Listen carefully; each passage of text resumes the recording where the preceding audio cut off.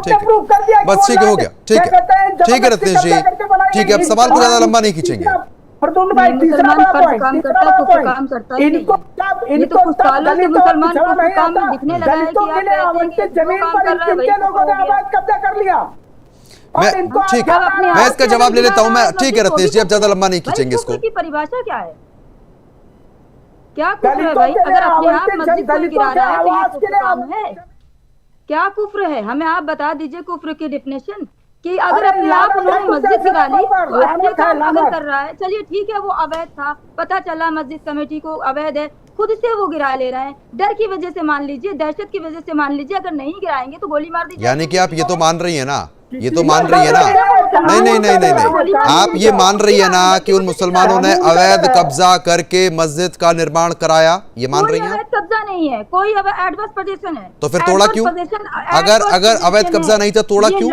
फिर खुद क्यों तोड़ा? पूछिए रत्नेश जी से, रत्नेश भाई से पूछिए हमारे, कि अगर वो एडवोकेट है वो बताएंगे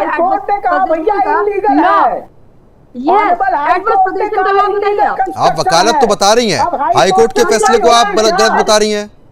हाँ, अगर वो एडवर्स पोजीशन है तो क्या इसमें अवैध है? यही बताइए। आनंद जी आपका भी रुख करूंगा, लेकिन सुरेंद्र स्वामी सर मैं आपसे समझना चाह रहा हूं कि अब देखिए बड़ी अलग और विडंबना है कि साफ तौर पर सैर नकवी जी कह रही है कि अरे वो तो अवैध कब्जा है ही नहीं, तो अगर अवैध कब्जा नहीं था तो फिर खुद तोड़ा क्यों?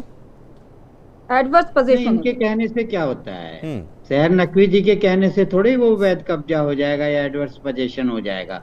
वो तो जो बात हुई होगी हाई कोर्ट में रखी गई होगी। अब यहाँ पे कोई इनके सामने अब हम लोग नई हाई कोर्ट थोड़ी बनेगी जो ये कह रही है कि ऐसा है तो ऐसा होगा, ऐसा है तो ऐसा होगा। आपको उनकी वकालत करनी थी, कोर्ट में जाइए।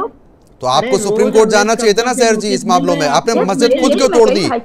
ये बात साफ तौर पर सबूत देती है कि आप गलत थे। इसलिए मैं बता रहा हूँ ना आपको किस लिए तोड़ी है, खुद इसलिए तोड़ी है कि उस पे ऑलरेडी वो लैंड दूसरे गरीब लोगों को अलॉटेड थी। उस पर उस जमाने में समाजवादी पार्टी और इन सब लोगों ने मिलकर के उस पे अवैध कब्जे पूरे संभल में कराए। और इनको मैं सैर नकवी को बताना चाहता हूँ 1978 का दंगा याद कीजिए संभल का,